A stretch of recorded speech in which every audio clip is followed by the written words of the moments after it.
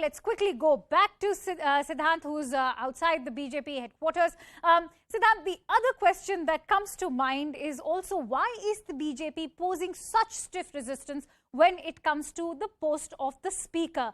Also, because we know that the numbers are clearly stacked in favor of Mahagathbandhan 2.0, when they can clearly demand a speaker of the Mahagathbandhan to be appointed, then why is the BJP playing so difficult? Well, you know, Speaker's post is a very significant force, especially when there is a transition in the government when government is in crisis. And usually we see, and we have seen in fact, that once the numbers are with the other side, speaker quits, speaker resigns from his post. But this time around, there is no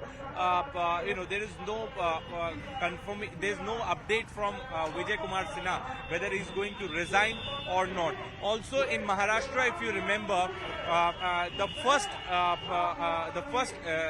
letter which was sent by Shinde to the office of Deputy Speaker was a letter requesting no confidence motion against the Deputy Speaker, and the same is being applied by Tejasvi Yadav here in Bihar. Now RJD is likely to move no confidence motion against the Speaker if the Speaker doesn't resign himself. Now the pressure is building on the Speaker to resign before RJD moves no confidence motion, and for that purpose only this news has been deliberately circulated in media that RJD is going to move no confidence motion, because once this news will get circulated, the pressure will be built on Speaker and he will resign before the no confidence motion. So this is usually done, and Speaker's post is so important that after all political parties want their person on the Speaker's post. So this time around in Bihar, we were expecting Speaker's post to be given to Congress, but now what Saurabh has been reporting is that the post is going to RJD, right. And for that purpose only, to appoint RJD MLA for that post, Tejasvi Yadav can move no confidence motion against Vijay Kumar Sinha. Right. Stay with us, Siddhant. If I could quickly go back to Saurabh. Saurabh, you've been breaking these inputs as far as that crucial high-level meeting at Nitish Kumar's residence is concerned. If I could talk a bit about that meeting, because we've been seeing a lot of last-moment reshuffling that's taking place. Earlier, we were learning that the Speaker's post will be going to the Congress party, whereas today we are learning that it will be held by a member of the RJD. Having said that, the portfolio of home, again we are learning, is going to be retained by Nitish Kumar. On that note, let's quickly go across to Mr. Majeed Memon of the NCP, who's joining me on the phone line. Mr. Memon, what are your thoughts as far as the current churn in Bihar is concerned? What would you like to say about the BJP, which has been crying foul? And in fact, they are also calling it a Vishwasghat Divas today in Bihar. Your thoughts? You see, it does not suit BJP to call this development as Vishwasghat or something unethical, etc., because BJP is expert in this. You see, in toppling governments and in throwing out the people who have received mandate of the people, the BJP is master, and they have been doing it in various states throughout the country by one method or the other to clinch power. They have done it in Maharashtra also. They have done it in Karnataka. They have done in Goa. They have done in many states. So I think it doesn't lie in the mouth of BJP to criticize the change of the political combination in Bihar. And Nitish has done well by, although belatedly, and understanding that supporting BJP in the present situation in the country is not desirable and is not in the interest of people of this country. Mr. Memon, also, how do you react to allegations of Nitish Kumar joining hands with the very man, that is Tejasvi Yadav, who would label him as Paltu Chacha? And of course, we all know that it was for the BJP that Nitish Kumar earlier left the RJD, and today he's left the BJP for the RJD.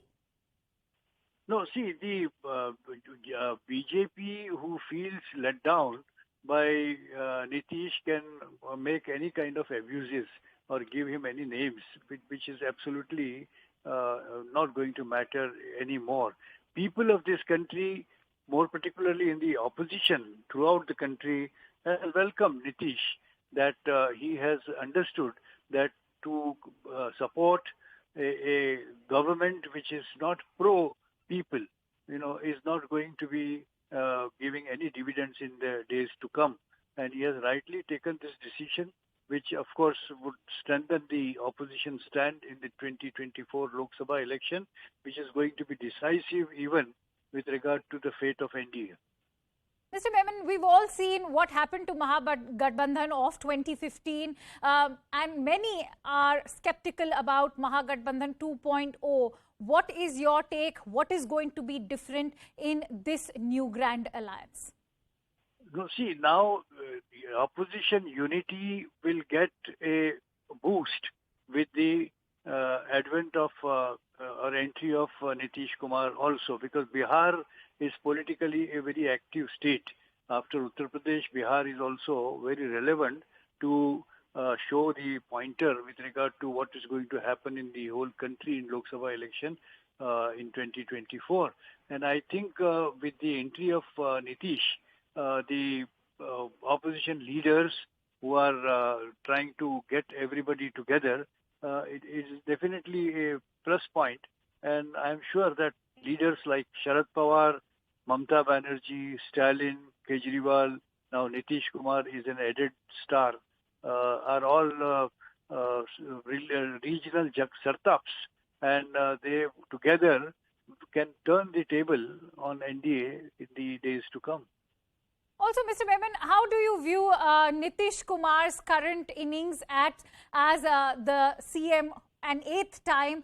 Do you think he's doing his need to rely on the RJD has been more to salvage his dwindling numbers, or was it to pave a larger role as far as national politics is concerned?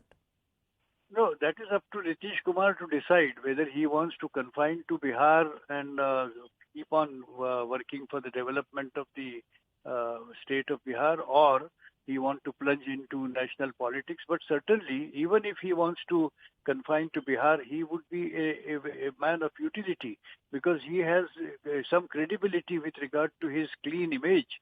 In eighth time he has taken the oath of chief minister, and on no innings of chief minister there has been even one allegation of being a corrupt politician, and that takes him to a great height as a leader. And therefore, the opposition would certainly gain by his joining the host of top leaders, non-BJP leaders, and which is certainly going to be a very strong point for opposition unity. And I'm sure